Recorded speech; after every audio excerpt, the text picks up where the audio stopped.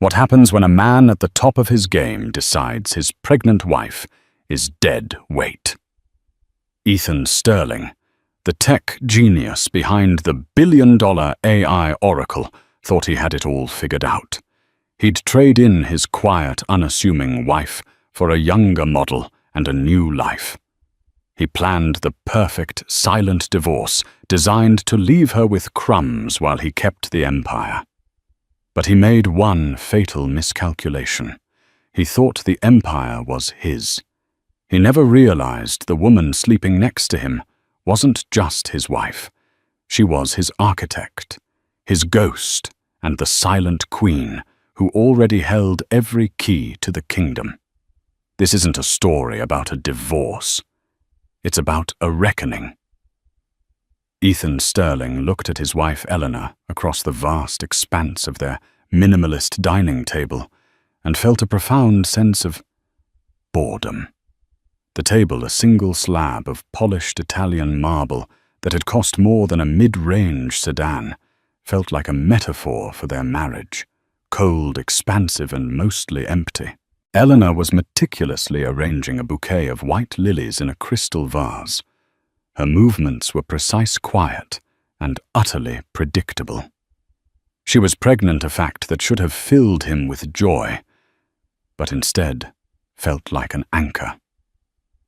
At 35, Eleanor still had the quiet beauty that had first drawn him to her.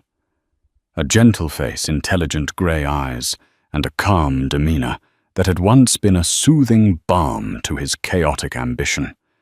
Now it just felt bland. She was a comfortable armchair in a life where he now craved a throne. "The board meeting went well," he announced, breaking the silence. He didn't look up from his phone, where he was scrolling through market analytics. Oracle, his AI-driven predictive software company, had just closed another record-breaking quarter. "That's wonderful, Ethan," she replied, her voice soft. She turned, and the gentle swell of her stomach was visible beneath her cashmere sweater. "You must be pleased." Pleased was an understatement. He was electric. He was a god of the new digital age. And gods didn't stay tethered to mortals, especially not mortals who preferred arranging flowers to attending gala events and whose idea of a thrilling evening was reading historical biographies. His decision had been made weeks ago, solidified in the plush, champagne-scented apartment of Chloe Duvall. Chloe was 24, a model, with eyes the color of the Caribbean Sea and ambition that burned as brightly as his own. She was a supernova. Eleanor was a fading star. "I have a meeting with Julian Croft tomorrow." He said the words casual, but the name a carefully chosen weapon. Eleanor paused, her hand hovering over a lily. "The divorce attorney?" She didn't sound surprised, merely inquisitive, as if asking about the weather. Her lack of reaction irritated him. "The best," he corrected. "I want this to be amicable, Elle, civilized. There's no reason for things to get messy." She finally looked at him, her grey eyes unreadable. "Isn't there?" "No," he said, finally putting his phone down and adopting a tone of magnanimous reason. "We've grown apart. It happens. I'll make sure you're taken care of course. A generous settlement. The brownstone in Brooklyn. You and the baby will be comfortable." The baby. He couldn't even say our baby. It was a complication, an inconvenient loose end. But Julian Croft had assured him it was manageable. A pre-birth settlement could be ironed out. Clean. Quick. "I see," Eleanor said, turning back to her flowers. She clipped a stem with a quiet snip. "You've thought of everything." "I try to," he said, a smirk touching his lips. He felt the familiar surge of control, the feeling that had made him a millionaire many times over. He was Ethan Sterling. He anticipated every move, every outcome. He had already instructed his finance team, to begin the process of partitioning his personal assets, ring-fencing the corporate holdings, and preparing a settlement offer that was just generous enough to look good in court, but small enough to be a rounding error for him. He wanted her gone before the baby arrived. A clean break. He envisioned his future with Chloe, the power couple, photographed at Davos, on the yacht in Monaco, on the cover of Forbes. He couldn't have a quiet, pregnant ex-wife haunting the background of his glorious new life. The next day, he sat in Julian Croft's office, a symphony of dark wood leather and panoramic views of Central Park. Croft was a barracuda in a $10,000 suit. She was calm, Ethan reported, a little perplexed. Too calm. Croft chuckled, a dry, rustling sound. The calm before the storm, Mr. Sterling. It's a classic phase. Denial. She thinks you'll change your mind. Once she sees the paperwork, the reality will hit. She'll be emotional, irrational. That's when we apply pressure. We'll have this wrapped up in 90 days tops. And the assets, Ethan asked. Oracle is on the verge of a major government contract. The valuation could triple. I don't want her getting a cent of that. Everything is held in the Sterling Holdings LLC, which is nested within the Oracle Group's corporate structure, correct? Croft asked, reviewing his notes. Correct, Ethan confirmed. Ironclad. She was never involved in the business side. She wouldn't even know where to begin. He remembered the early days, Eleanor in their tiny apartment, poring over lines of code while he was out networking, charming investors. She'd been brilliant, he'd give her that. She wrote the foundational algorithm, the very core of Oracle's predictive power. But he was the one who had built the empire around it. He was the visionary. She was just the coder. He'd made sure every patent, every copyright was solely in his name. Then she has no claim on the company, Croft said with finality. We'll offer her a lump sum of, say, $5 million, plus the property. For a woman with no career about to have a child that's a lottery win. She'll take it. Ethan left the office feeling buoyant, powerful. The city spread out below him, his kingdom. He sent a text to Chloe. It's in motion. Pack for St. Bart's. He arrived home that evening to find Eleanor in her study. She was surrounded by books, not on history, but on corporate law and asset management. He felt a flicker of annoyance. Was she trying to educate herself? Cute. Ethan, she said, looking up, her face serene. Julian Croft's office called. They're sending a courier tomorrow. Good, he said, loosening his tie. It's for the best, Elle. Is it? She asked, her voice still impossibly soft. She closed the book in her lap. The title was obscured, but he could see it was thick, dense with text. You know, I was just remembering our first apartment. The one with the leaky faucet and the window that wouldn't close. I was writing the source code for Oracle, and you were designing the pitch decks. You told me we were a team, that we would build an empire together, brick by brick. He stiffened. And we did. And now you'll have a comfortable life because of it. Comfortable? She repeated the word as if tasting it. That's what you think this is about?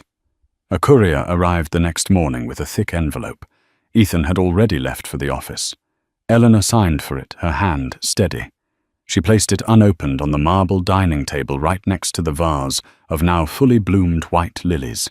She then made a call. Sarah, she said into the phone. He's made his move. It's time. The first inkling that the world was not spinning on the axis Ethan Sterling had designed came 3 days later. It was a Tuesday, and he was trying to execute a multi-million-dollar wire transfer to a new R&D subsidiary in Singapore. A tactical move to shift liquid assets before the divorce proceedings officially began. Access denied. The red letters flashed on his private banking portal. He frowned, re-entering his credentials. Access denied. Please contact your account administrator. He sighed in frustration and called his private banker at Morgan Stanley. David, it's Ethan Sterling. I'm having some trouble with a wire transfer. Looks like a security glitch. There was a pause on the other end, longer than usual. Mr. Sterling, David began, his voice strained and formal. I'm afraid it's not a glitch. A hold has been placed on all outgoing transfers over $50,000 from the primary holding accounts. Ethan's blood ran cold. A hold? By who I didn't authorize any hold. It was authorized by the account's primary trustee, sir. I am the primary trustee, Ethan snapped. Not according to our documentation, Mr. Sterling. The primary accounts for Sterling Holdings, LLC, and by extension, the Oracle Group were restructured 18 months ago. The sole signatory and primary trustee for all major financial movements is listed as Eleanor Vance. The name hit him like a physical blow. Vance, her maiden name. For a moment he couldn't process it. It had to be a mistake, a clerical error of colossal proportions. That's impossible, he said, his voice dangerously low. Run it again.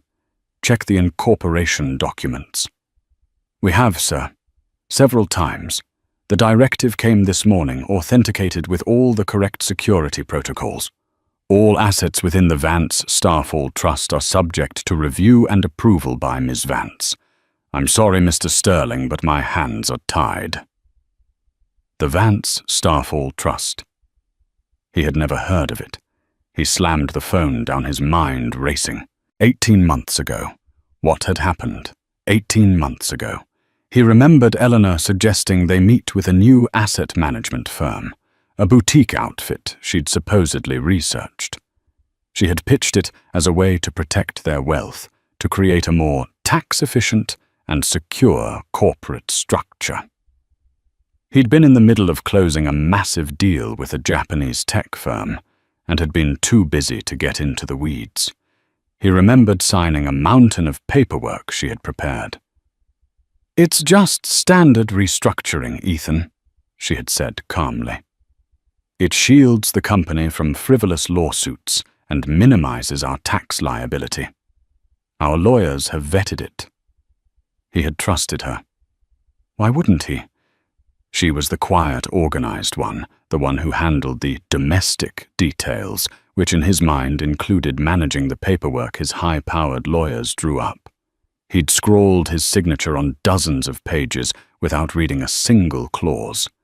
He was the visionary. He didn't have time for fine print. A cold dread entirely unfamiliar to him began to creep up his spine. He stormed out of his office, ignoring his assistant's concerned look.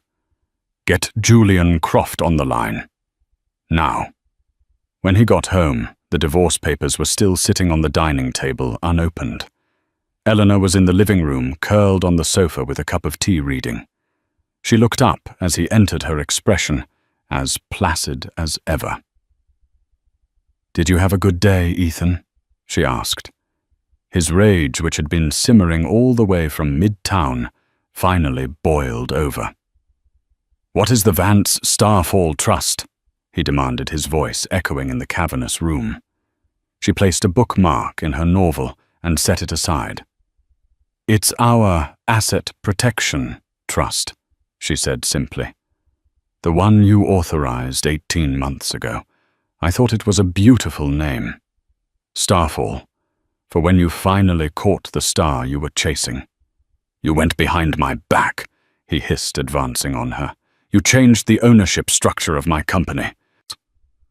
"Our company," she corrected softly, her gaze unwavering. "And I didn't go behind your back. I put the paperwork directly in front of you. You signed every page. You were so busy planning the launch of Oracle 2.0, You said you didn't have time for the boring stuff, and to just handle it. His own words thrown back in his face. He felt a vein throb in his temple. This is some kind of joke. You, a housewife who arranges flowers, think you can control $1 billion company. For the first time, a flicker of something hard and cold entered her eyes. The housewife who arranges flowers is also the woman who wrote 1.2 million lines of pristine code for the algorithm that your entire $1 billion company is built on. The algorithm you named Oracle, but which I called Janus, because it could look both forwards and backwards. The algorithm you took sole credit for. He was stunned into silence. She had never not once brought that up since the early days. He had assumed she had accepted her role as the silent partner, the muse. You have no proof of that. He finally managed his voice hoarse. Don't I? She asked, a faint, sad smile on her lips. You were always brilliant at selling the dream, Ethan. The big picture. You were never very good with the details, the fine print, the lines of code.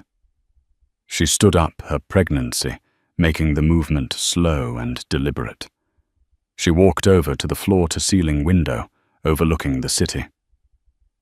You wanted a quiet, civilized divorce, and you'll get at one. But the terms will be mine, not yours. You tried to cut me out. You tried to cut your own child out. You don't get to do that. Julian Croft will tear this apart in court, he roared. He will bury you. I don't think he will, she said, turning to face him, her silhouette framed against the glittering skyline. He's an excellent divorce attorney, but this is no longer a divorce case. It's a corporate ownership dispute, and the lawyer you should be worried about is Sarah Hayes. The name meant nothing to him. Who the hell is Sarah Hayes? She was the senior partner at the firm that structured the trust for us, Eleanor said calmly. And as of this morning, she is my legal counsel. I suggest you have Mr. Croft give her a call. She's been expecting it. Ethan stood frozen in the middle of his opulent living room, a king in a castle whose keys had just been stolen from his pocket. The woman he had dismissed as a simple, boring fixture in his life was now standing before him as a formidable, unknown enemy. The game had changed, and he hadn't even known he was playing. The emergency meeting in Julian Croft's office was a stark contrast to their first confident encounter. The air was thick with tension. Ethan paced the floor like a Swede predator, his tailored suit feeling more like a straitjacket. Croft sat behind his desk, his face grim, a thick file folder open before him. It's a fortress, Ethan Croft said, his usual swagger completely gone. I've had my top corporate guys looking at this all morning. The Vance Starfall Trust is a masterpiece of legal engineering. It's an irrevocable trust domiciled in Delaware with interlocking charters for every LLC and subsidiary you own. When you signed those papers, you didn't just authorize a restructuring. You performed a complete asset transfer. So reverse it. Ethan slammed his hand on the polished desk. I signed it under false pretenses. Did you? Croft countered, raising an eyebrow. Eleanor will argue she presented it to you as an asset protection strategy, which it is. She will produce emails where you told her to handle the boring stuff. She will show that you, a CEO of a major tech corporation, signed a legal document of your own free will. A judge will ask why a man of your business acumen didn't bother to read what he was signing. Stupidity is not a valid legal argument for nullification. Ethan felt the walls closing in. What does it mean? In plain English. It means, Croft said, leaning forward, that the trust owns Oracle Group, not you. The trust owns the real estate, the stock portfolio, the art collection, everything. You are listed as a beneficiary entitled to a reasonable annual stipend for living expenses as determined by the trustee. But you have no control. You can't sell, you can't transfer, you can't leverage. You're a king with no power." "And the trustee?" Ethan asked, though he already knew the answer. "Eleanor Vance, the sole unremovable trustee," Croft confirmed. "The trust's primary charter also contains a poison pill clause. It states that in the event of a divorce filing initiated by you against her, her control as trustee becomes absolute and her discretionary powers are maximized. By serving her those papers, you pulled the pin on your own grenade." Ethan sank into a chair, the fight draining out of him.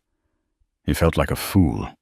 He, the master strategist, the man who could predict market fluctuations with his own software, had been outmaneuvered by his quiet, bookish wife. The meeting with Eleanor's lawyer, Sarah Hayes, took place a week later. They met in a neutral conference room downtown. Sarah Hayes was the opposite of Julian Croft. She wasn't flashy. She wore a simple, dark grey suit. Her hair was pulled back in a neat bun, and she spoke in calm, measured tones that held the unwavering certainty of a surgeon. Eleanor was there, a silent presence at her side. She looked serene, her hands resting on her pregnant belly. "Mr. Sterling," Sarah began after the initial tense pleasantries, "we are here to discuss the terms of the separation. Ms. Vance is prepared to be reasonable." "Reasonable?" Croft scoffed. "She's seized control of his entire life's work." Sarah Hayes didn't flinch. A life's work that was built on a foundation she created. "We have here," she slid a thin file across the table, time-stamped server logs from 2018. They show the initial coding and upload of the core Janus algorithm to your private server. The IP address traces back to the apartment you shared, and the logs show the work was done during hours you were verifiably at networking events and investor meetings. The digital signature on the original code is E. Vance. Ethan stared at the file. It was a ghost from the past he had thought long buried. "Furthermore," Sarah continued, her voice cutting through the silence, "Ms. Vance doesn't wish to destroy Oracle. On the contrary, she wants it to thrive, for the sake of her child's future legacy." "What does she want?" Ethan finally ground out. "The terms are simple," Sarah said. "First, the divorce will proceed. Ms. Vance will not contest it. She agrees to full joint custody of the child with a detailed parenting plan to be established." This was a surprise. Ethan had expected her to use the child as a weapon. "Second," Sarah went on, "you will step down as CEO of Oracle Group." "Absolutely not," Ethan exploded, rising from his chair. "You will transition to a role as Chief Innovation Officer," Sarah said, ignoring his outburst. "You will continue to guide the company's technological direction, which is your strength. You will, however, have no executive or financial authority. The board will appoint a new CEO based on the trustee's recommendation. We are suggesting Marcus Thorne." Marcus Thorne was his COO, a capable, steady hand who had been with the company for years. He was also loyal to Ethan. Or so Ethan thought. "Third," Sarah said, her eyes locking onto Ethan's, "you will issue a public statement. In it, you will acknowledge Eleanor Vance as the co-creator of the foundational Oracle algorithm. You will correct the record that has for so long erased her contribution. She doesn't want money for it. She wants the truth." "This is insane," Ethan whispered, looking at Eleanor. She met his gaze, and for the first time he saw not a wife he was leaving, but a brilliant strategist who had cornered him. This wasn't about revenge in the way he understood it, screaming matches and financial warfare. This was a quiet, elegant checkmate. She wasn't just taking his money. She was taking his narrative, the very story of himself he had sold to the world. "And if I refuse?" Ethan challenged. Sarah Hayes leaned back slightly. "If you refuse Ms. Vance, as the sole trustee of the trust that owns 100% of the company, we'll simply call an emergency shareholder meeting, a meeting of one herself, and vote to have you removed from the board and terminated as an employee for cause. Given your recent attempts to fraudulently misappropriate corporate funds," she tapped the file detailing his attempted wire transfer, "I believe we have sufficient grounds. You would be left with nothing. No job, no control, and only the reasonable stipend the trust provides, which under those circumstances Ms. Vance might deem to be quite modest." Julian Croft was pale. He looked from Sarah to Eleanor and back again. He was a shark in a tank with a great white. "Think it over, Mr. Sterling," Sarah concluded, standing up. "You tried to erase your wife and child from your life and your legacy. This is your chance to keep a place in both.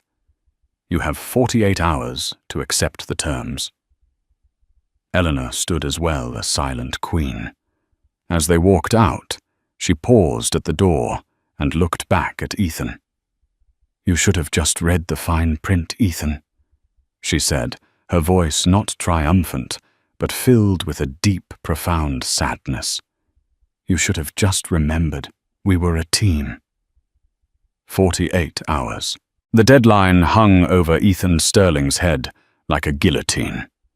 He was trapped, humiliated, and seething with an impotent fury that was entirely new to him.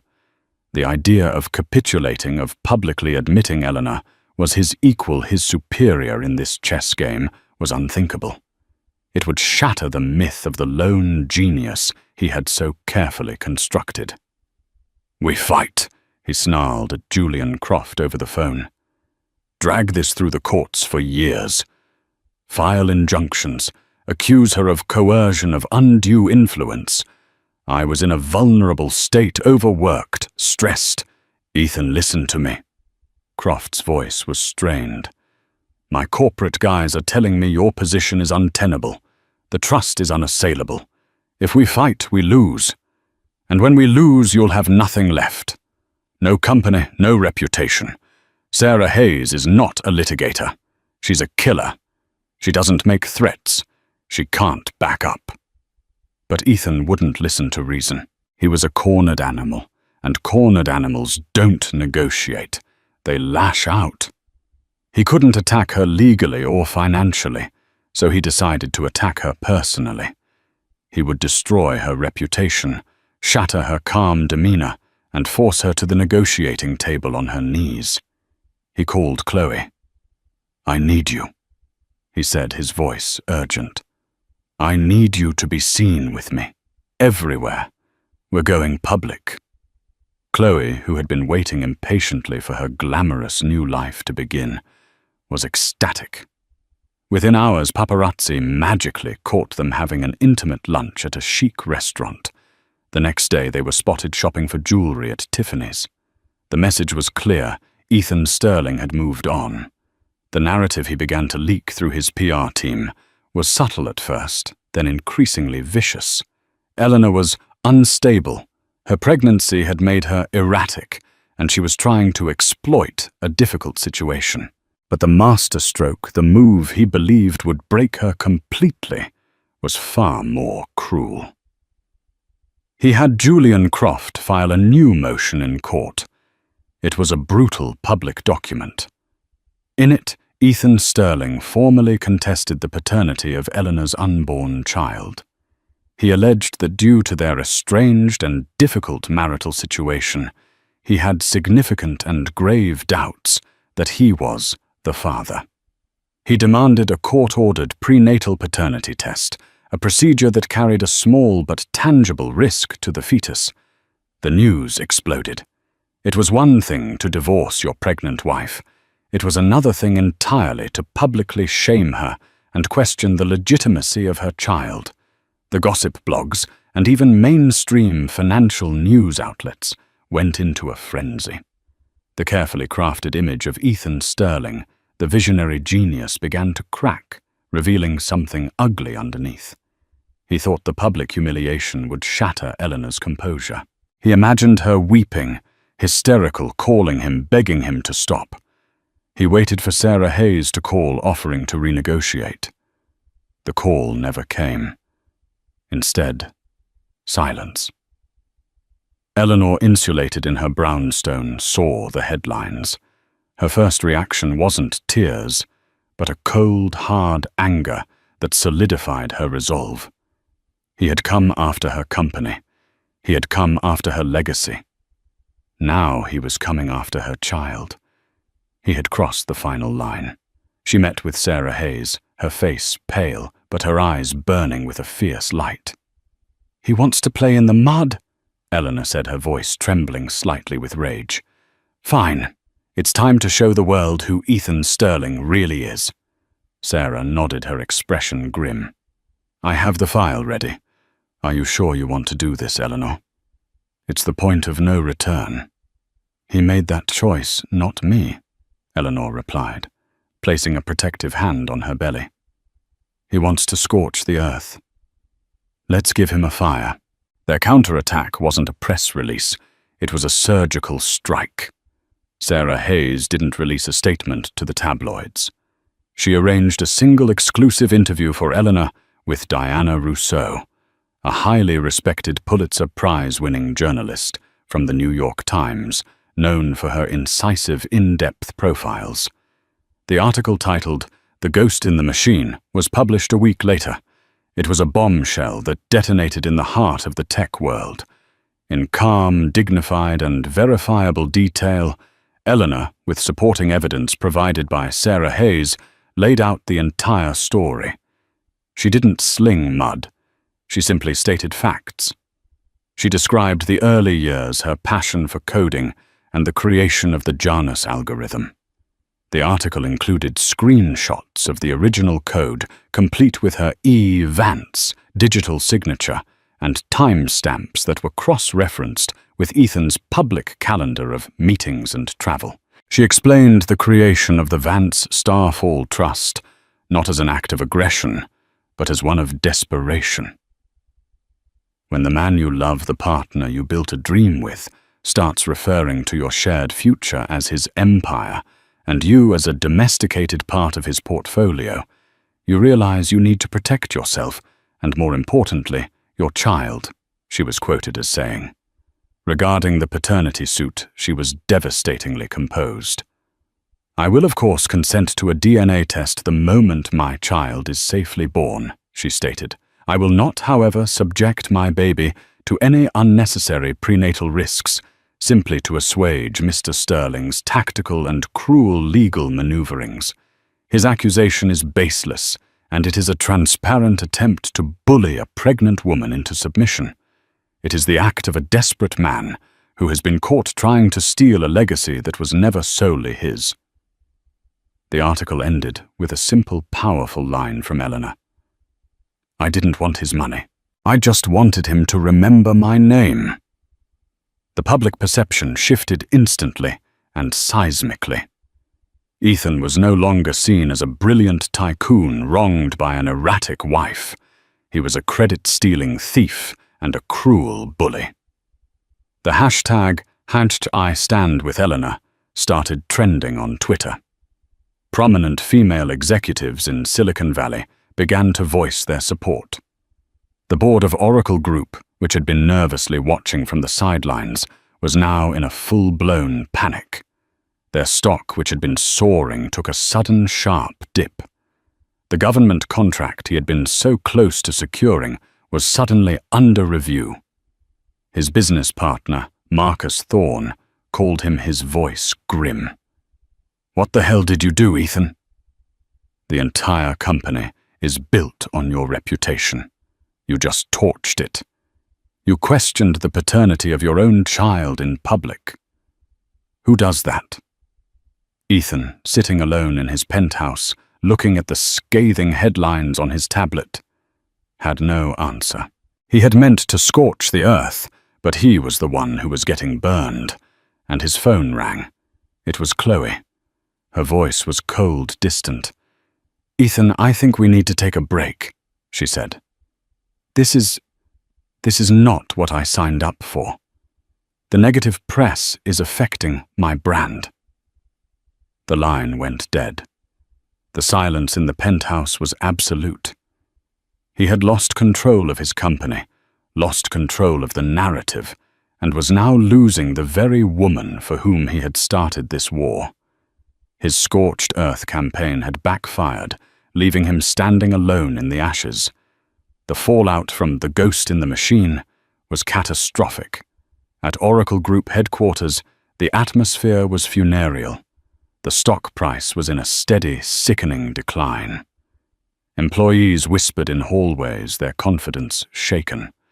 The carefully cultivated image of a company led by a singular, infallible genius had been shattered. Now they were led by a man publicly exposed as a liar and a bully.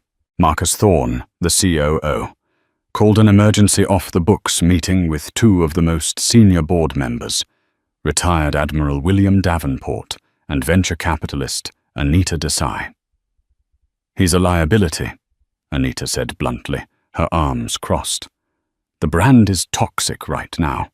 That government contract is gone if he stays at the helm. The morality clauses alone will kill it. He built this company." Davenport argued, his loyalty wavering but not yet broken. "He's the vision." "No." Marcus interjected, his face etched with weary frustration. "That's the story we all bought. The truth, it seems, is that Eleanor Vance built the engine and Ethan built the car around it. The problem is the driver is drunk and he's steering us off a cliff." Marcus had known Ethan for a decade. He'd seen his brilliance and his arrogance up close.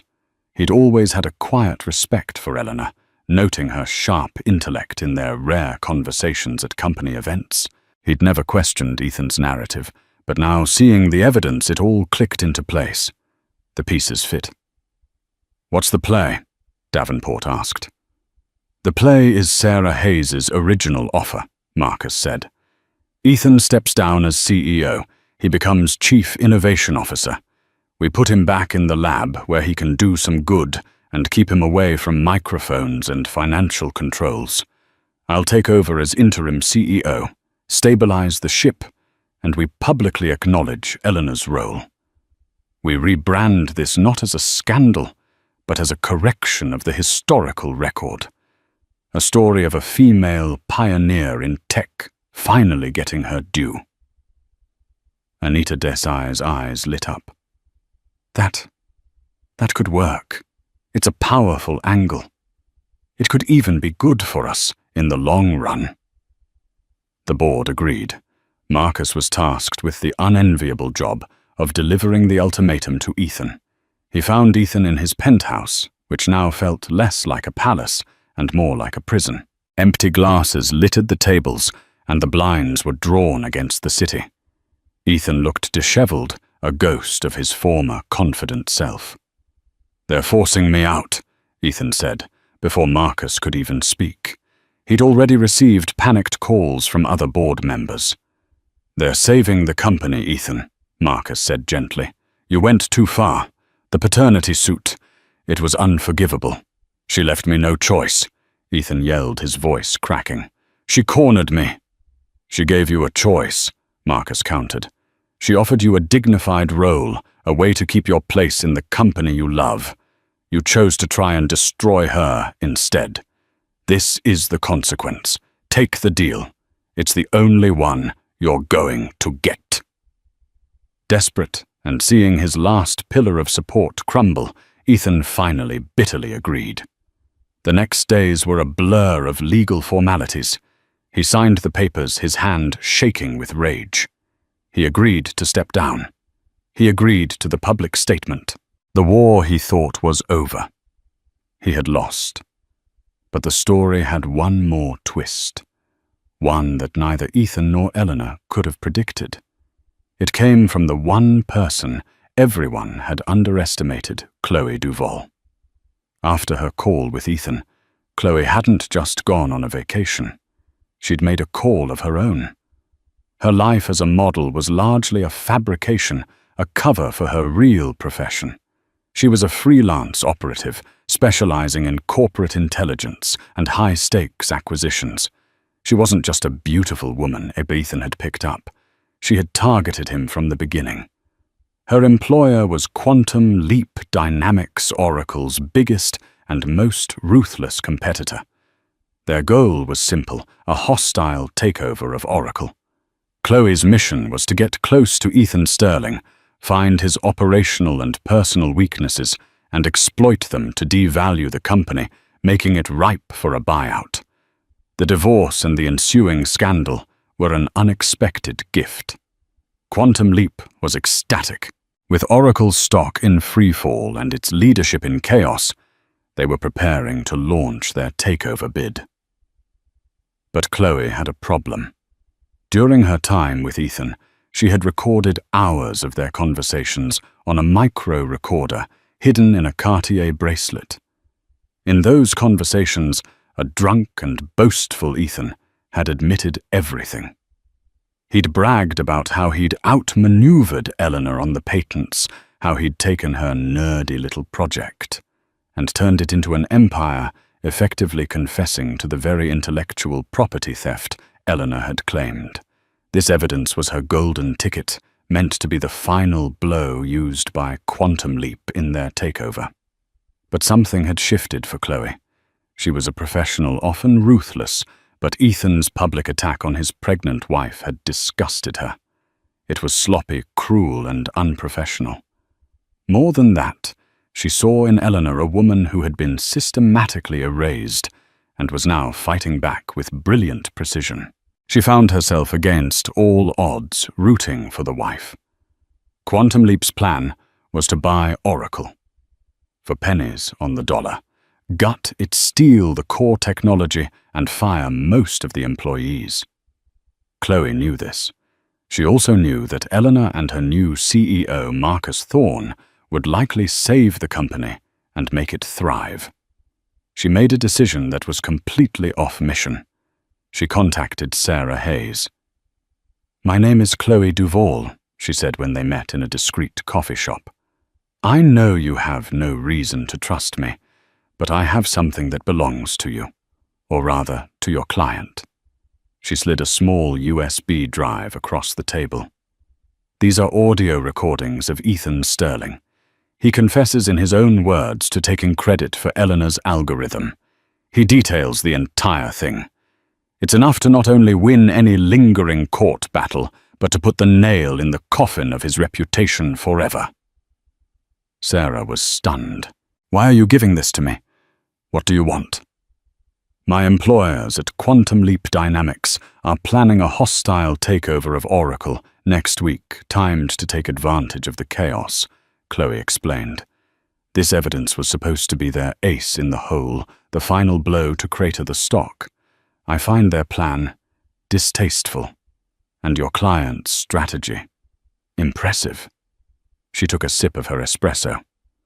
"I want two things: $1 million wired to an offshore account, and complete immunity from any legal action.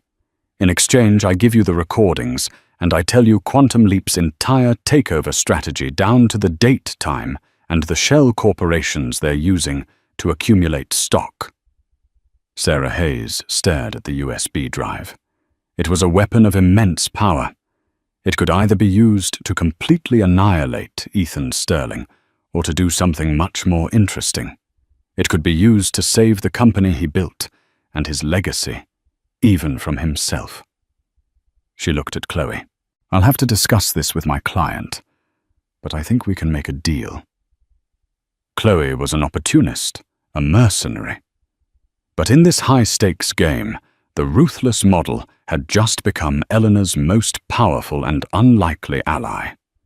The information from Chloe Duvall changed the board game once again.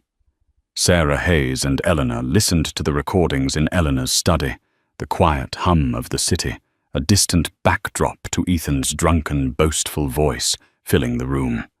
He was damning himself with every word, his arrogance, a poison he willingly drank. She was a genius at the keyboard. I'll give her that, his recorded voice slurred. But you can't build an empire with code. You build it with charisma, with guts. I took her little science project, and I made it a religion. She should thank me. Eleanor closed her eyes, a single tear tracing a path down her cheek.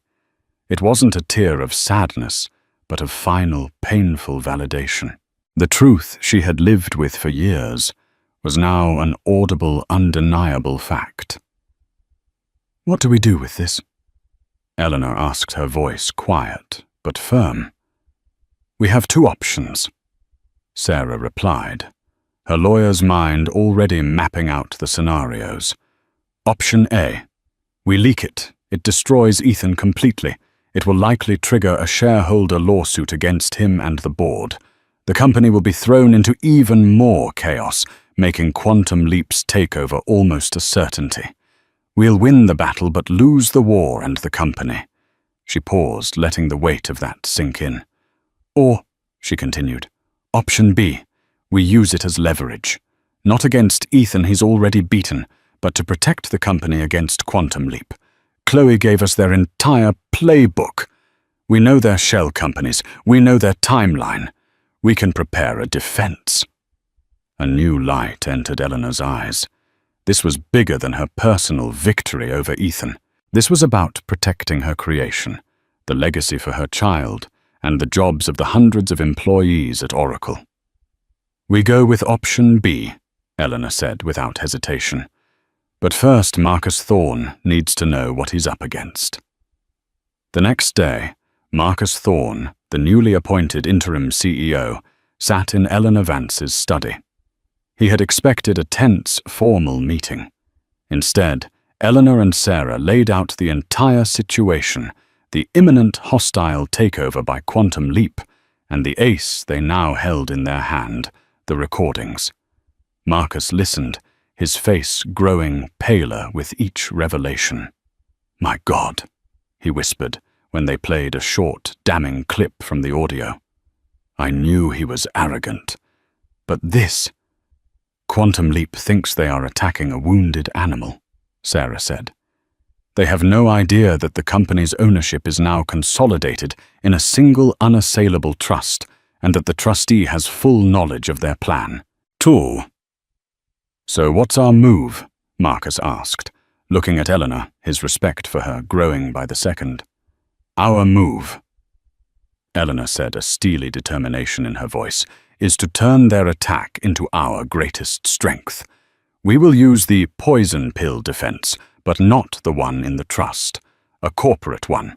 The board will authorize a massive issuance of preferred shares available only to the Vance Starfall Trust, which will dilute the value of any stock Quantum Leap has acquired and make the cost of a takeover prohibitive. We'll use the trust's capital to initiate a stock buyback program to drive the price up. We will starve them out." It was a brilliant, aggressive strategy. A strategy Ethan himself might have devised if he weren't the cause of the crisis. Over the next 72 hours, Eleanor, Marcus, and Sarah worked tirelessly with the board. Legal documents were drawn up, financial defenses were put in place, and a new narrative was prepared. The day Quantum Leap was set to make its move, Oracle struck first. A press release went out at 8:00 a.m. It announced Marcus Thorne as the new permanent CEO. More shockingly, it announced the creation of a new C-suite position, Chief Architectural Officer. The position had been awarded to the co-founder and creator of the original Janus algorithm, Eleanor Vance. It stated she would be taking an active role in the company's long-term strategy after her maternity leave. The message to the market was clear and powerful. The chaos was over. The company wasn't just stable.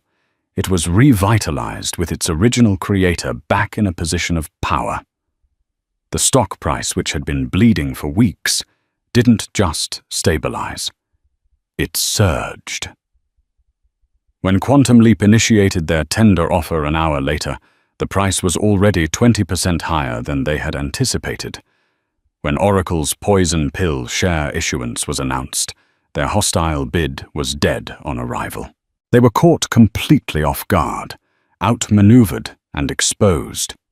By the end of the day, Quantum Leap had quietly withdrawn its offer, having lost millions in the attempt. Ethan watched it all unfold on the news from his penthouse. He saw the headlines praising Eleanor's brilliant return and Marcus's steady leadership. He was a footnote in the story of his own company's salvation. He was no longer the titan, the visionary, or even the villain. He was just irrelevant. That evening, his doorbell rang. It was Eleanor. It was the first time they had seen each other alone since their last explosive confrontation. She was calm, her presence filling the room with an authority he had never seen in her before. "The company is safe," she said, her voice devoid of triumph. "I saw," he mumbled, unable to meet her eyes. "Why? Why save it? Why save me from complete ruin?" "Because it was never about ruining you, Ethan," she said, and he finally heard the exhaustion and years of pain in her voice. "It was about stopping you from ruining us. I did it for the employees who depend on Oracle, and I did it for our child." She placed a hand on her stomach. "He or she deserves a legacy. And like it or not, you are a part of that. A flawed, broken part, but a part nonetheless. I won't have our child read one day that their father destroyed his own creation out of sight." She placed a single key on the marble coffee table. "This is the key to the Brooklyn brownstone. It's yours. The trust will provide your stipend, as we agreed. You can continue your work as CIO if you choose, or you can leave. The choice is yours. This is the last time we will speak of this." He stared at the key. It was a lifeline, an act of grace he knew he didn't deserve. He had tried to leave her with nothing, and she was leaving him with a future. "Eleanor," he whispered, his voice thick with a shame so profound it felt like it was crushing him. "I'm sorry." She looked at him for a long moment, her grey eyes searching his.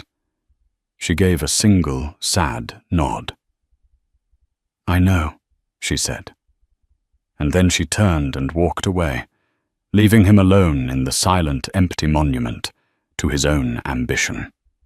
6 months later, the world of Ethan Sterling had shrunk, while Eleanor Vance's had expanded beyond anything she could have imagined. Ethan took the deal. He moved into the Brooklyn brownstone, a beautiful home that felt empty and far too quiet. He accepted the role of Chief Innovation Officer at Oracle, but it was a title in name only. He worked from a small, isolated lab, stripped of his executive team and authority. He was back to where he started, just a man with ideas. The difference was, now no one was listening with the same reverence. He was a cautionary tale, whispered in boardrooms.